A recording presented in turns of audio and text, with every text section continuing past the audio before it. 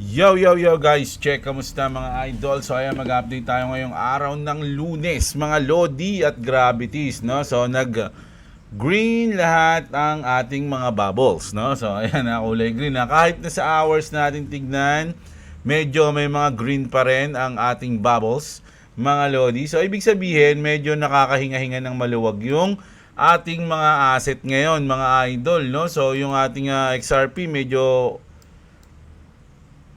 umangat ng onte, ganun din ang BTC, mga idol. So ayan, kita nyo, di ba? Untik niya na maabot tong ating ano natin to ngayon, resistance to sa tingin ko ngayon no? So hintayin na lang natin kung ano mangyayari diyan. No, basta ngayon, good news dahil medyo nakaka-recover yung ating market, mga idol, no? So gravities, start na ba to? Ngayong week ba bawian na? Kasi nung nakaraang linggo, yung last week, puro puro camel puro camel yung gustong lumabas, mga Lodi 'Di ba? Pero ngayon, medyo nakaka-recover tayo. Ngayong week, medyo may malupit na mangyayari ngayong week, mga idol. So hintayin natin 'yan, no? So ngayong week kasi, sige sabihin natin, ngayong week, si Paul Atkins, mga idol, no, uupo na siya sa kanyang sa SEC, no? Uupo na siya. And then ngayong week din, i-announce ng SEC, kumbaga formal announcement, mga idol, na nanalo na yung Ripple, yung XRP o yung Ripple mismo sa kaso nila.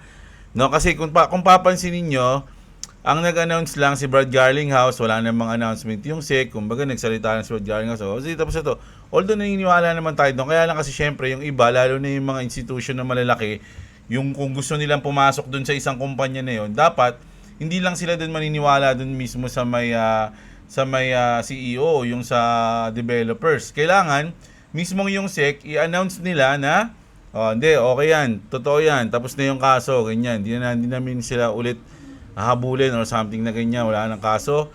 So dapat ganun. So ngayong week yun mangyayari, and hintayin natin kung anong epekto nun sa market natin, no? So eto, nakita ko lang to, mga idol, no? medyo natawa kasi ako. So, pasensya na sa ating mga Pi Community Network idol, mga lods, So, nakita ko lang to, no? 314,000 kasi, yun pala, 0.3 yung nangyari, mga lods, no? Pero kung titignan nyo yung ating Pi ngayon, medyo nakaka-recover din naman, di ba? Nako. So, medyo na ano pa rin, nahahatak pa rin.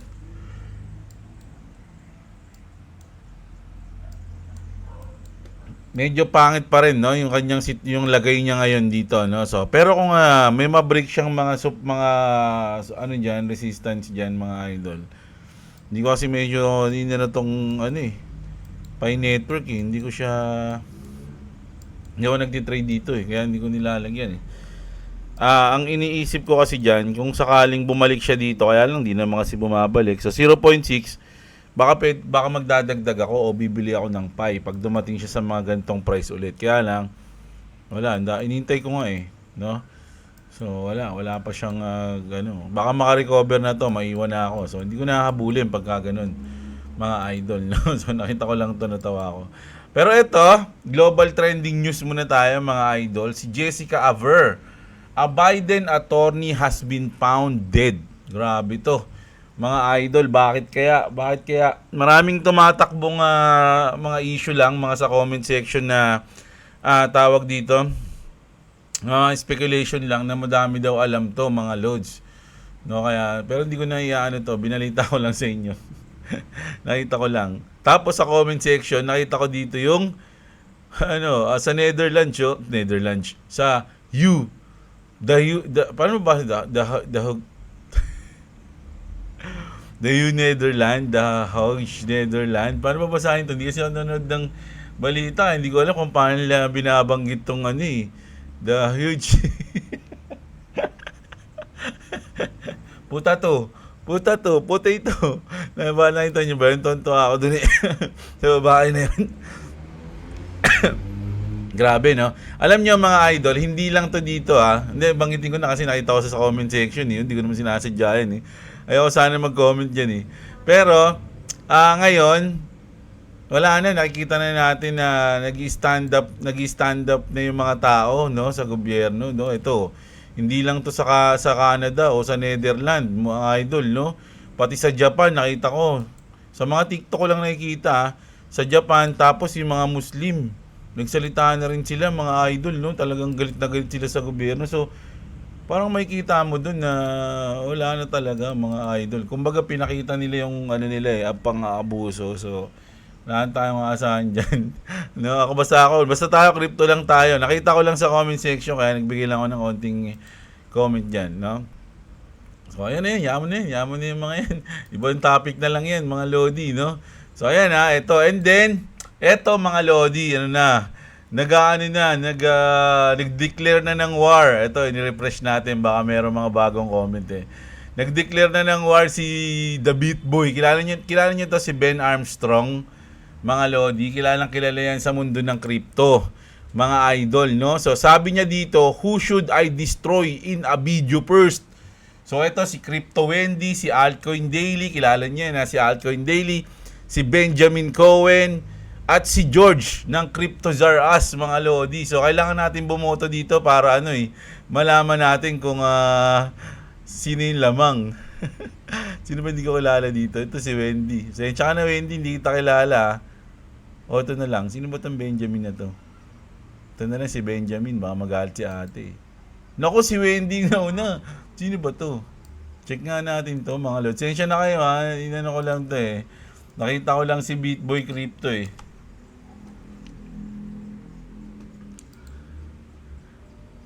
Ito. So, ito yun mga Lodi. Ayan pala yun. So, i-destroy daw yan ni Beatboy. Sino naman tong Benjamin Cohen?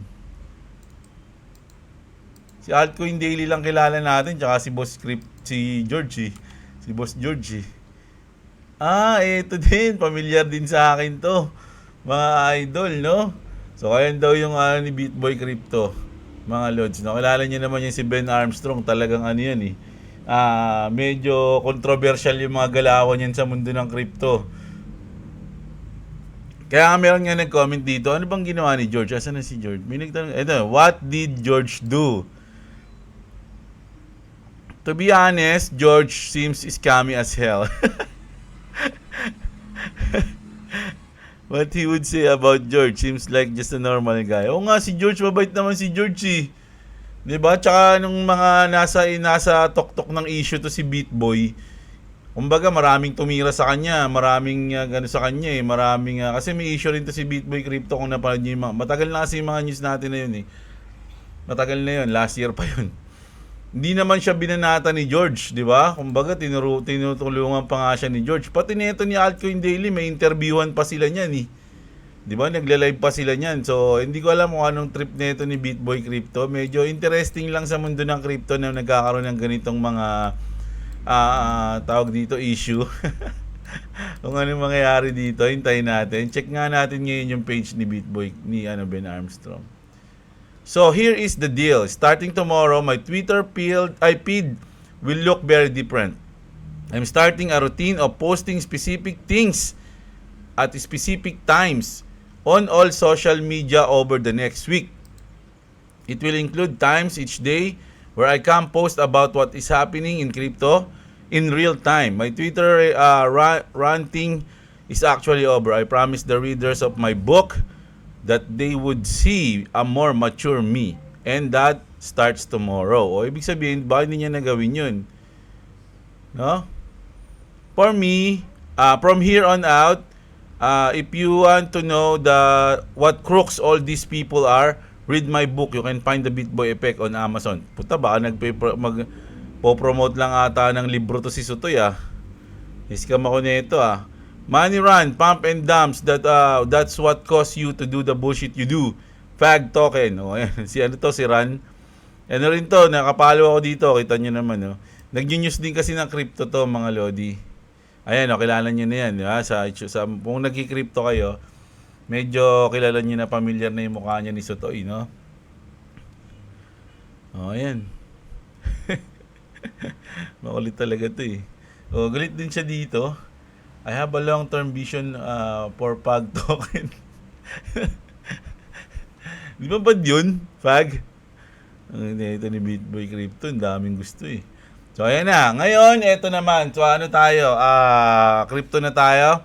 Solana co-founder Anatoly Yakovenko says there is no reason to build an L2 as L1s can be faster, cheaper, and more secure than L2s. So, alam niyo naman yung mga L1 coins, makikita niyo yan dito sa category ng ating CoinGecko. Makikita niyo yan mga lods, no? Ayan, mga L1, L2s, ayan yung mga L1. Ito yung mga sinasabi nila na okay naman na yung mga L1, di ba? Hindi mo na kailangan mag-build ng L2. So, yung mga L1 natin, yan, no? Ethereum, Solana, Cardano, ayan, no? Di ba? O, kita nyo naman. Di ba? So, L2s, saan yung mga L2s? Ba't di ko makita dito? Wala. Ito, mga layer 2. Ito yung mga layer 2, Polygon, Optimism, Arbitrum. Ayan, Polygon pala, L2. Ngayon ko nalaman yun, So, hindi naman masyadong sikat yung mga L2, tawag dito, bilang lang yung sikat sa L2. Pero sa L1, madami, syempre. Of course naman, L1 yan, mga load yan, dyan yung Bitcoin, Diba? So, ayun.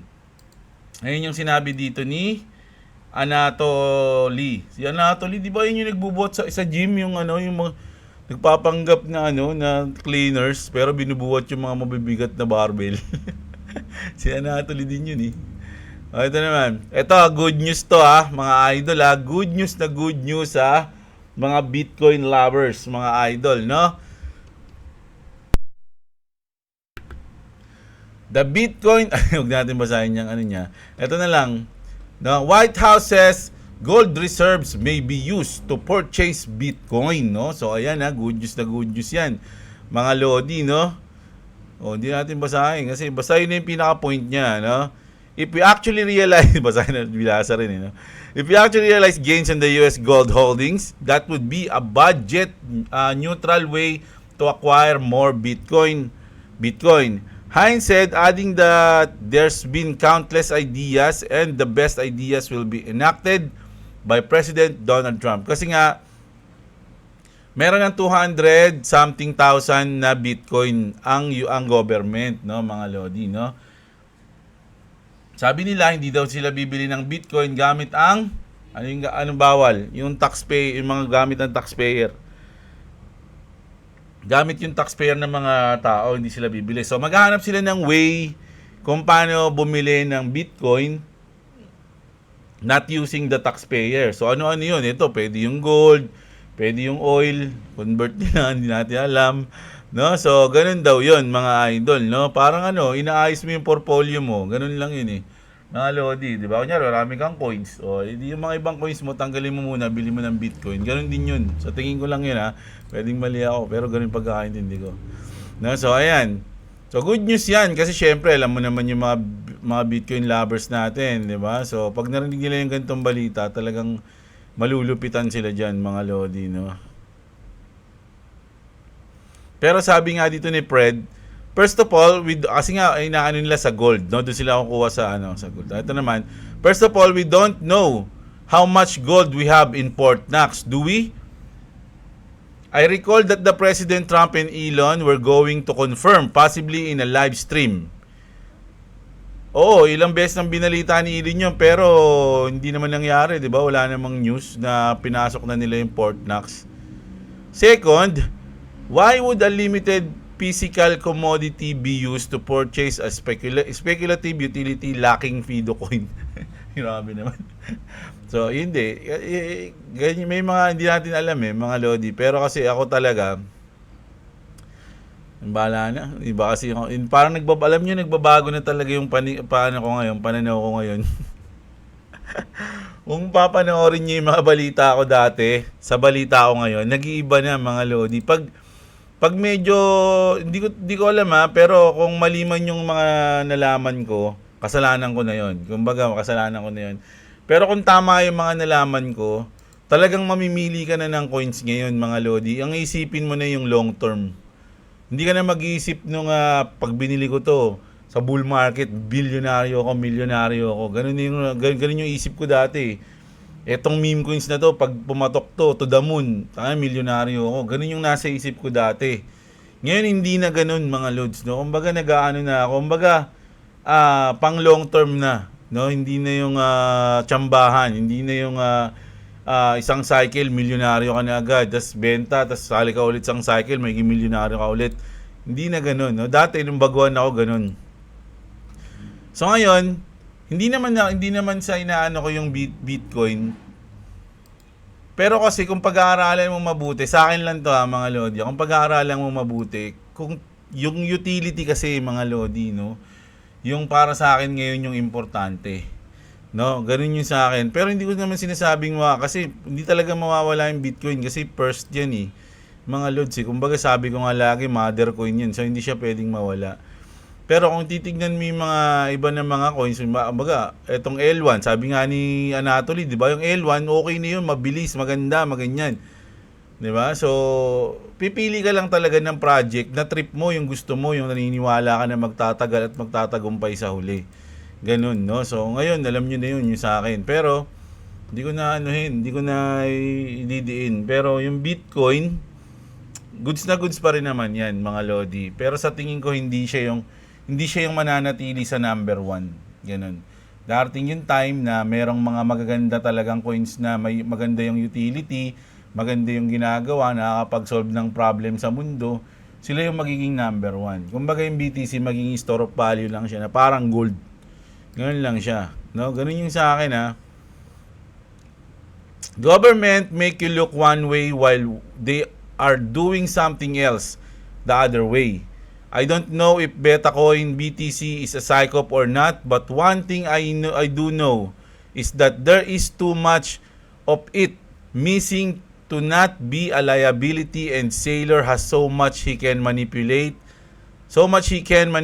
as he wishes, no? Parang ganun nga yan, no? I wonder who will end up by the physical gold. Kasi hindi kasi nila sinabi mga idol eh. Alam ko matagal na nilang sinasabi ni Elon Musk na yung Fort Knox dadalawin nila. Titignan nila kung nandun pa yung mga gold. Paano nga kung wala na dun? Paano nga kung... Kasi nung binalita natin yun mga idol na dadalawin nila Elon Musk yung Fort Knox, may binalita rin tayo doon na merong namimili ng gold sa France. Sa Spain ba yun? Basta sa France. Sa UK, di ko alam. Basta nakalimutan ko na. Basta namimili sila ng maraming gold. Merong tao na namimili ng maraming gold. Nagulat sila ngayon kaya nagkakaubusan ng gold dun sa lugar na yun. So, nangyari lang yun, yung pamimili niya, nung in-announce nila Trump na bibisitahin nila yung Fort Knox. Diba? So, ibig sabihin, bakit ba yung namimili ng gold? Ibig sabihin, baka wala na talagang laman yung Fort Knox. Kumbaga namimili sila ngayon para pag dinalaw, merong laman. Parang ganun yung news ko noon, nakalimutan ko na, medyo matagal na yun eh, mga lodi. Pero, ilang beses nang siguro sa loob ng isang linggo, 2 beses kung nabanggit yung news na yun sa Fort Knox na yun, mga lodi. No? So ngayon, eto na nga, White House says gold reserve may be used to purchase Bitcoin. So ang gagawin nila, ibibenta nila yung gold. Kaya nga sinabi dito eh, di ba? Why? Asan na yun? Ayan na nga. Basta yung binasa ko kayo na, ba't sila bibili ng gagamitin yung limited na supply na gold para bumili ng something na ganito? Saan ba yung nabasa ko kanina? Wala na. Basta yun, di ba? So sa akin, pero kung totoo man to, mangyari man to, good news yan sa mga Bitcoin lovers, mga idol, no? Tapos merong nag-comment sa akin, mga lodi, sa video natin nung ito. Hindi na tayo magbabasa ng kasi nga, wala tayong kahapon. Yung sinabi na sa Swift, tungkol sa Swift, no? Basta may kinoment siya dyan tungkol sa Swift. So, ang sa akin naman, ito nga mga lods, no? Nagkaroon na tayo ng marami nang lumalabas na news ngayon, no? Kung fake news to, kasalanan ko rin to, no? Sabi dito, Swift recent article shows something big is coming for XRP. Swift published an article discussing its plan to enable seamless cross-border payment. So, alam niyo naman kasi pag sinabing cross-border payment, mga lodi, XRP yun di ba? So, babanggitin ba ng Swift yun tapos hindi pala XRP, di ba? XLM pwede rin, basta hindi natin alam. Pero kasi ang sikat kasi is XRP, di ba? Sabi rin dito, It's documented that SWIFT states that Ripple could play a major role in trade finance. Yan, sabi dito sa SWIFT mismo to casting the net wider financial service focused blockchain firms such as Ripple Labs could also play a major roles here. O, di ba? So ayan 'yun mga lodi, no. Sagot to dun sa nag-comment na baka hindi raw gamitin yung XRP, no, sa SWIFT. So ito na, marami tayong mga news na yung SWIFT at Ripple is magpa-partner. Hindi lang 'yun mga lodi. Sabi dito ni Echo, listen closely. Ayan. Mark Avery from HSBC, dati nagtrabaho ko diyan mga lodi sa credit card ng HSBC. Ano, call center. Ano kami, yun. Inaalok namin yung credit card ng HSBC. Hong Kong Shanghai Banking Corporation. O, di ba? So, alam ko pa yan. College ako niyan eh. Nag-call center ako diyan. Shoutout sa mga trabaho ko, Sernan Gabutero. Ayan, Mishu. European product team highlights the global importance of ISO 222 for cross-border payment and financial institution adoption. Alam nyo na yung mga coins na yan, mga lodi, no? Ilang beses na natin nababanggit yan. HSBC is set to utilize Metaco, a platform owned by Ripple, signaling deeper integration. Full ISO migration is expected by November 2025. No? Pasok pa rin sa target date natin yan. SWIFT and Ripple are both contributing to the global shift towards ISO and tokenized finance. Many RippleNet partners also happen to be SWIFT member institution overlapping in the name transformation of finance. This isn't hype, sabi niya nga eh. This is alignment. The new financial system is already being built. Know what you hold. Oh, kilala niyo na yan si Sotoy, no? Lagi nating ganda ng sombrero niya. Wala pa akong merch na na XRP. Meron akong merch puro Bitcoin, t-shirt, sticker. Si Ragnar nga may sticker ng Bitcoin niya, yung motor ko. Pero gusto kong bumili, kaya wala akong ma-order eh. Saan niya nabibili yung mga ganyan? So XRP. O ayan, basta 'di ba? So good news. Sabi naman dito ni Jake Claver, it's happening. XRP is about to change how wealth moves globally. Trillions in locked asset are about to flow through XRP ledger. The signs are clear. Don't act surprised later. O ayan, dami nang So ito yung chart na pinakita dito ni Egrag Crypto. Mga idol, no? Ito yung green line, no? So, andito yung ito yan mga lodi, itong green line na to. Then lumipad siya ng ilang percent, no? 1 point something, 1.9. And then ngayong oras na to, mga lodi, etong part na to is eto yan ngayon. Nandyan tayo ngayon, no? Nandyan tayo. Ito yung parang consolidation part. Ayan yung consolidation part. No, pwedeng ito yung consolidation part na yan, no? Pwedeng ito yung sinasabi niya.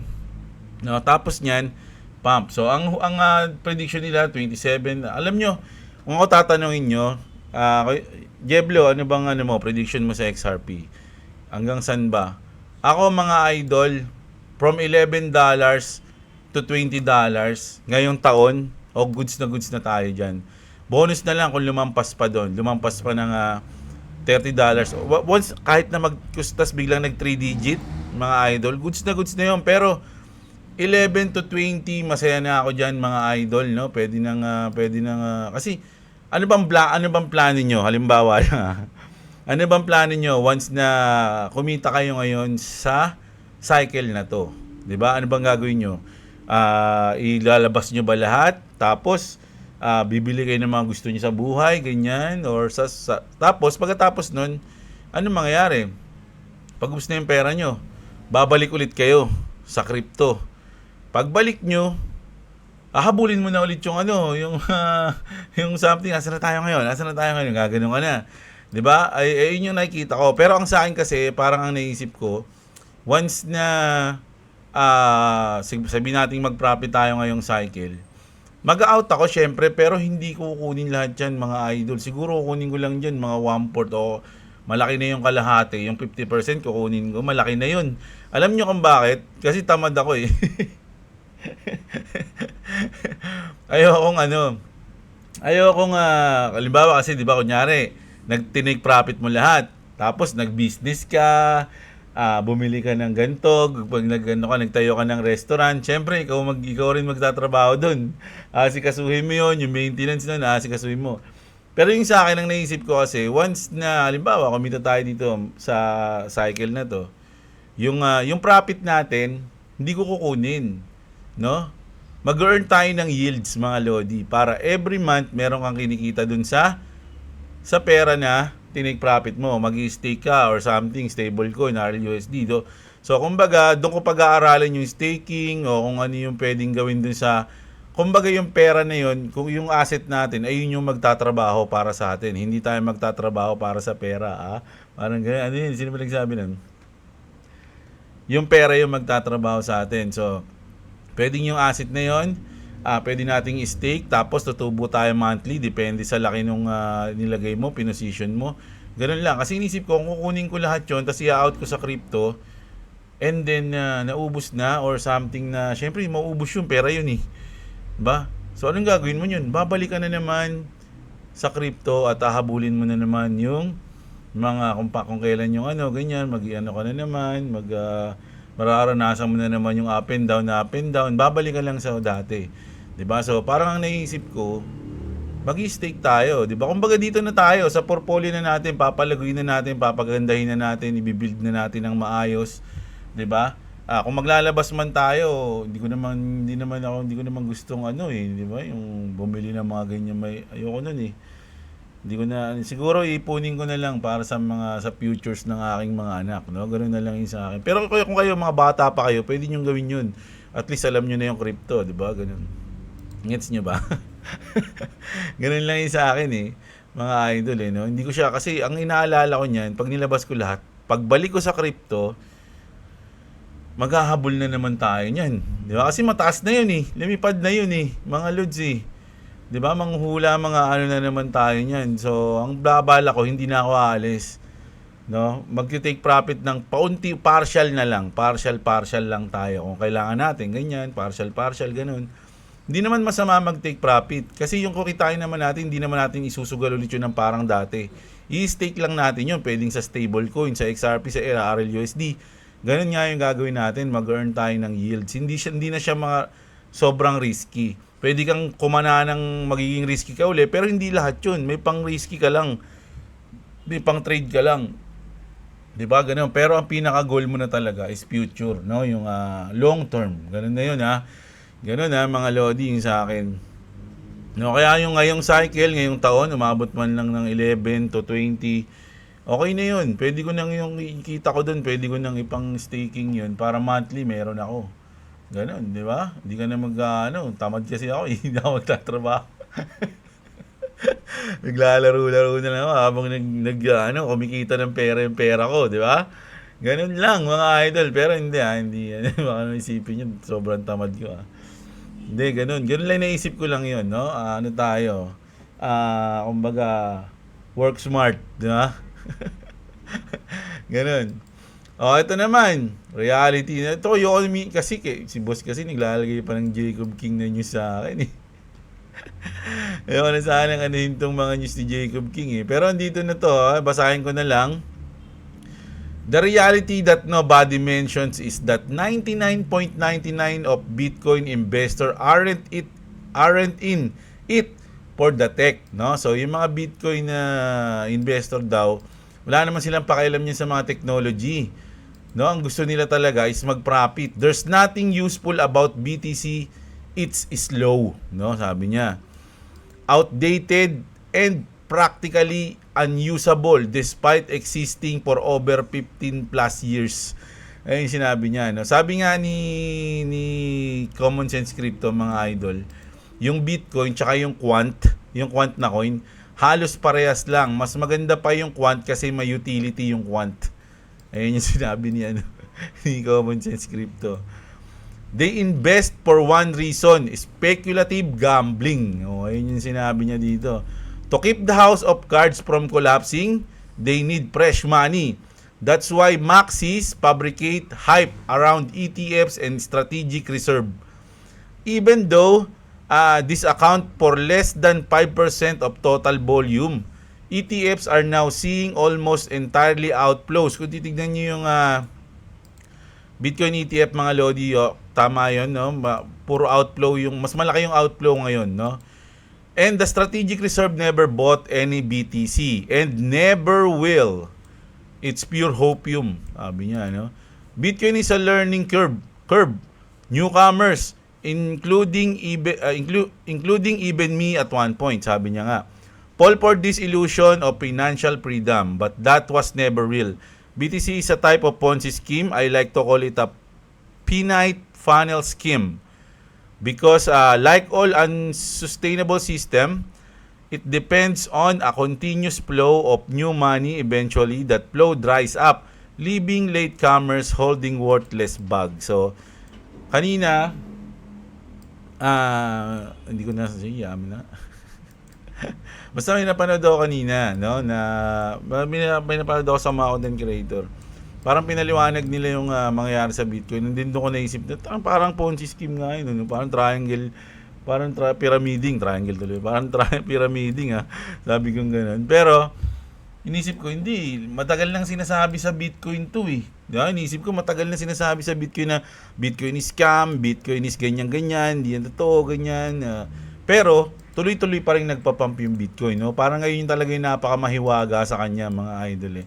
Kung bakit ganun na bigla, kahit na alam na natin na ganun, o kung sa pag-aaralan mo talaga mabuti, may kita mo na merong mas mga magagandang coin sa kanya, na may mas mga utility, may mga purpose, di ba?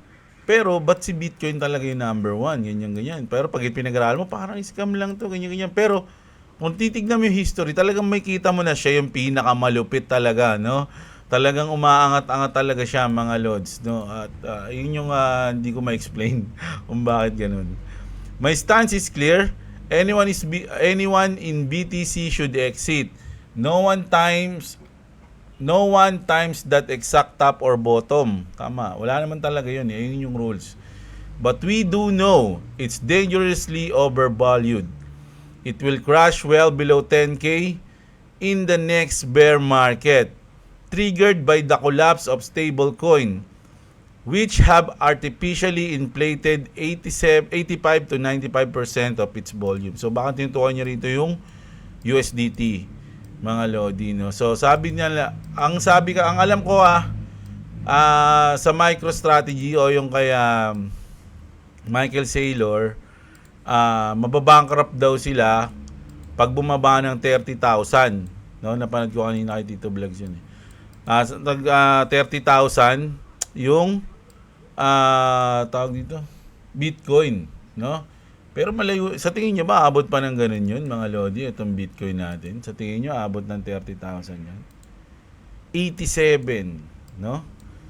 87, tas ang laki na, ang daming ubos niyan, mga Lodi. Kahit mag-short ka dyan, baka hindi ka na mabayaran kahit panalo ka kasi wala nang pambayad sa'yo. Idol, di ba?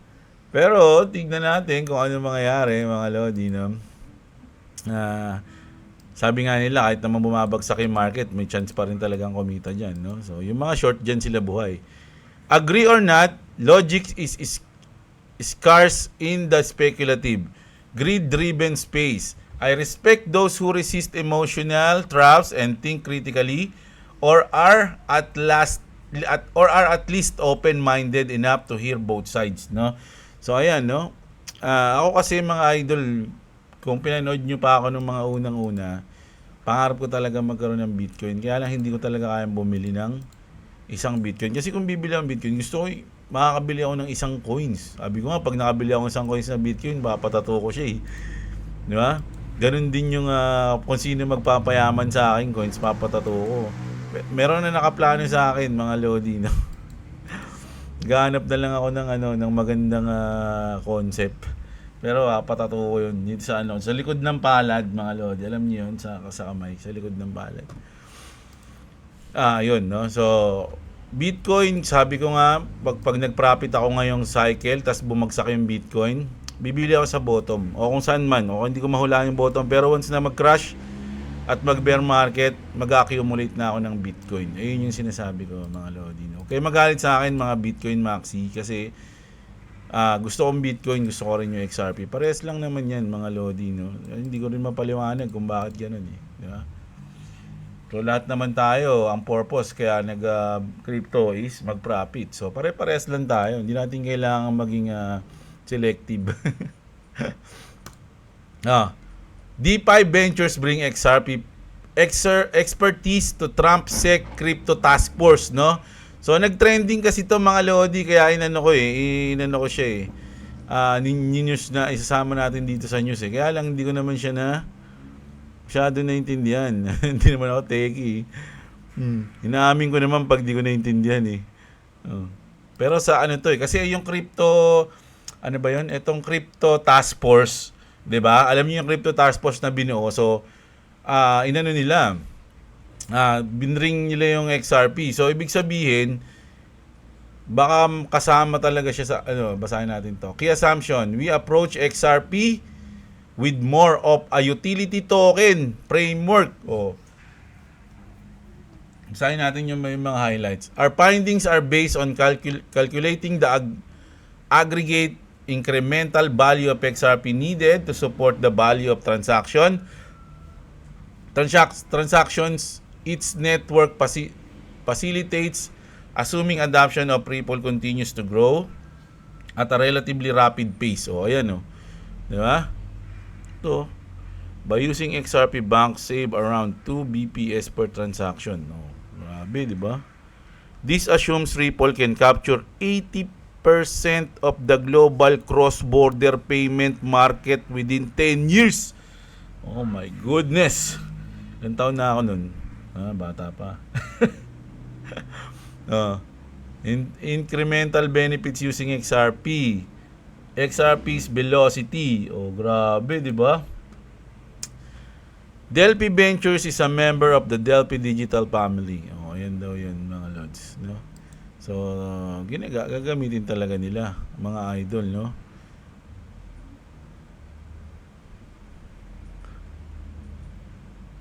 Shit, can anybody help with the numbers of the second features trying to calculate the XRP price? But I get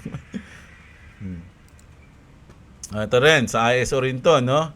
XRP has already been incorporated into financial framework. So, SWIFT, ISO tuloy, SWIFT pala. Yung SWIFT na to nag-post, mga idol, with ISO, the goals is to provide corporates and banks with a single standard that improves cross-border payments. This will enable them to fully benefit from the rich data, increase speed, and interoperability it offers, enhancing reconciliation. Ayan. Grabe mga words, no? Buti na lang. Nagbabasa ako ng subtitle ng mga movie, kaya mabilis tayo magbasa. Mahilig tayo sa anime, no? Nagbabasa tayo ng mga subtitle, kaya medyo mabilis tayo magbasa.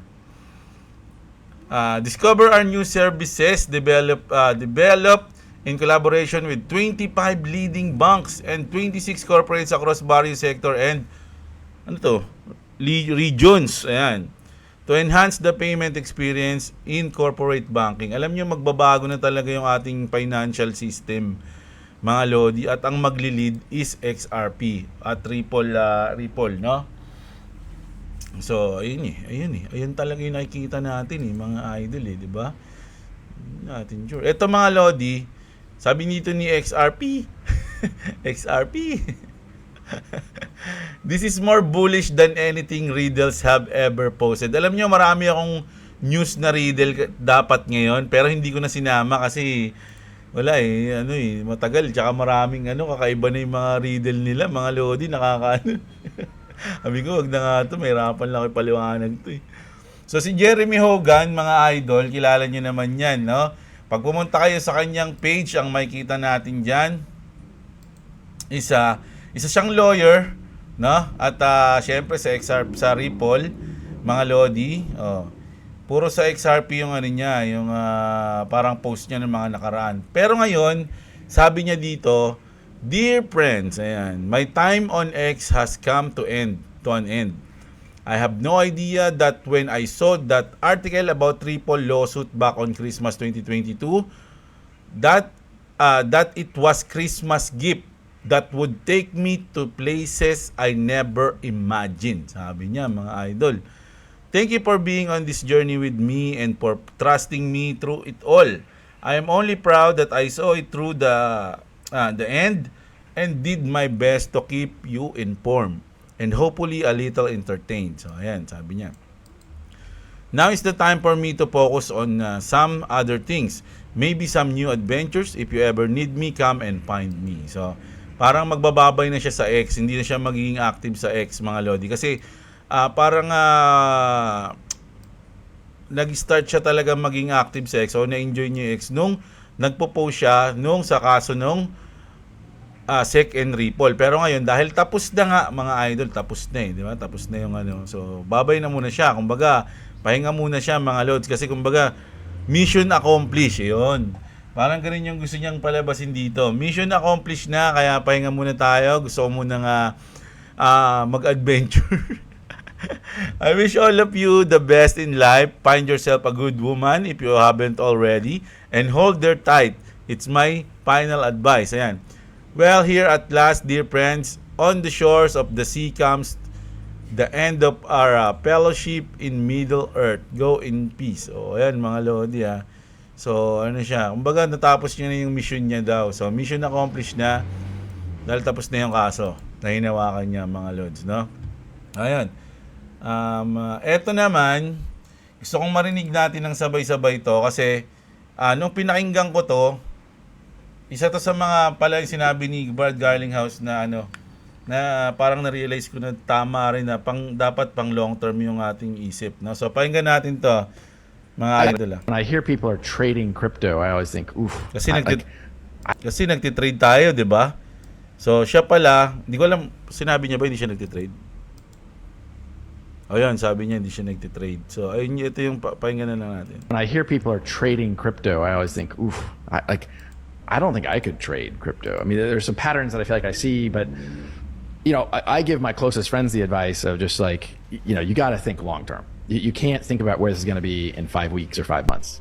Where is it going to be in 5 years? I mean, frankly, I'd like to be able to say, like, think about where it's going to be in 50 years. We, unfortunately, as citizens of the world, can't trust our governments to manage monetary supply in a long-term, responsible way. There's a lot of evidence to support that sentence, right? The U.S. dollar, arguably the best managed currency in the world, has been devalued through inflation by over 90% in the last 50 years. Is it 90% in the last 50 years? If you do that, like just an adjusted, what was it, $100,000? Purchasing power. Yeah. Yeah. Wow. Incredible. So do we think that's going to get better or worse? Wow, with the printing press. I think it's probably going to get worse. Yeah, makes sense. And that's the best managed currency. It's inevitable. And it's inevitable that right now we're talking about is $2.5 trillion.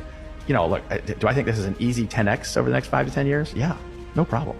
That doesn't freak me out when I say that at all. Like it's conservative. That feels safe. I mean, to the earlier conversation about asymmetric returns, is there a chance that it's 100x in that time frame? That feels aggressive, but I don't know. 10x, basic lang daw, mga idol. 100x, I don't know. Sabi niya. Pero yung 10x, mga Lodi, no? Safe na safe lang daw siyang sabihin yun, mga Lods. So, ito naman. Excerpt, ito, medyo medyo biblical na to, mga Lods, no? Ito, parang history na to ng XRP, no? Parang maraming tumakbong istorya sa isip ko dito mga idol, na yung XRP o sila Brad Garlinghouse, hindi talaga sila yung parang nasa likod ng XRP. Meron pang talagang mga leader sa mundo na babago sa financial system at sila yung may gawa nun, di ba? XRP was given to Ripple. Given, no?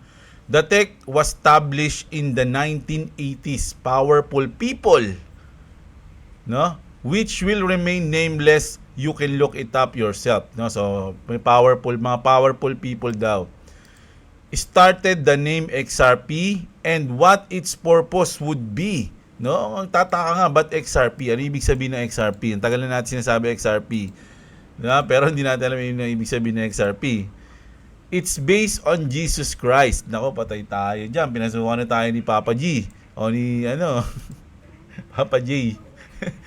XRP is the chosen one. So, ayun pala yun. To resurrect the financial system. This was all planned decades ago. Ayun yung sinasabi niya rito. XP, which is ito, sabi ko sa yung R, sabi ko ganoon. Sabi niya rito, XP represent the first two Greek letters of Christos. Yun niya. N is a symbol of Jesus Christ. R, this part is my assumption. In XRP represent resurrection, no? So ayun yung mga ibig sabihin daw niya na mga idol, no? So yung R resurrection, yung XP represent daw yun ng two Greek letters of Christos, no? The first two Greek letters. So ayan yun. Ngayon, basahin lang natin to mga idol, no? I went down the XRP rabbit hole years ago and there's some crazy stuff. All goes back to big financial families. The Vatican, Knights of Templars. Naku, parang ano to Napanood nyo na ba yung National Treasure ni tag dito? Nicolas Cage. Ayan yung mga yan, yung Knights of Templar. Not the Freemason version, the real Knights. So, ayun yun natuklasan nila yun And other things that I won't go into. I will say this. XRP will take the money out of the devil's hands and give it to the righteous. Naku, sino ba yung mga righteous? Tayo ba yun? That's all I'm going to say. God bless you all and your loved ones. So, ayan. Tapos tignan natin to. The real account went dark and it's no longer around. There's a new, I think, fake account on X pretending to be Nathan. Ito si Nathaniel Rothschild, mga idol, no? Ito daw yung unang mga post pa to, mga lodi, no? When the bottom is in, many exchanges are closed or the spread I saw a massive that you will miss the opportunity to buy cheap XRP. They are against retail. Screenshot this. O, ayan yan ha. Ito ata yung mga tunay na. Yung mga tunay. You all will be forced to use XRP direct o indirect. No? So, kahit na sa gusto nyo, ayaw nyo, darating yung araw na ginagamit nyo na yung XRP nang hindi nyo namamalayan. Sinabi na niya ni David Schwartz di ba? Minsan, kumbaga, darating yung panahon na kahit na yung mga ibang tao, kunyari mga kamag-anak nyo, tas nagtatransact siya globally, hindi nila alam na nagagamit na nila yung XRP, no? Ganun. So, ayun, no? So, ayun yung ating news, mga Lodi Gravities, no? Check natin kung may mga pahabol pa tayo news. Why is XRP price not going? Explain na natin yan, mga idol. Ito si Vincent, Ano pala to si Vincent, malupit na gitarista pala to,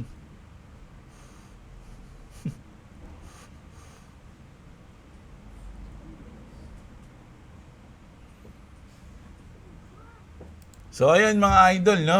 Bukas na tayo magbabasa ng comment, alam niyo naman, kasi wala tayo kahapon, no? At, pero, tuloy-tuloy na ulit tayo mag-update, everyday na ulit tayo ngayon mag-update, mga lods, no? Kahapon lang kasi medyo kailangan nating maging busy, no? Kaya hindi tayo nakapag-upload. Pero ngayon, hanggang sa Sabado ulit, ewan ko kung makakano ako sa linggo. Pero, sana wag nyo kalimutang i-like yung video natin, mga idol. Napaka-importante niyan sa channel ni Jeblo. At alam nyo naman, yung parang ano lang yan. Parang nyo nang sinishare yung video natin pag nila-like nyo yung video natin. So, ayan. Sa mga gusto ng ganitong content, mga idol, subscribe na kayo sa channel namin ni Clovis. So, ayan. Magandang araw sa inyo, mga idol. Kita-kits tayo bukas. At What's up? Subscribe to me and subscribe my dad. If you want to watch me, link in the description. So bye. Oh wait, do you know who else to subscribe? My mom.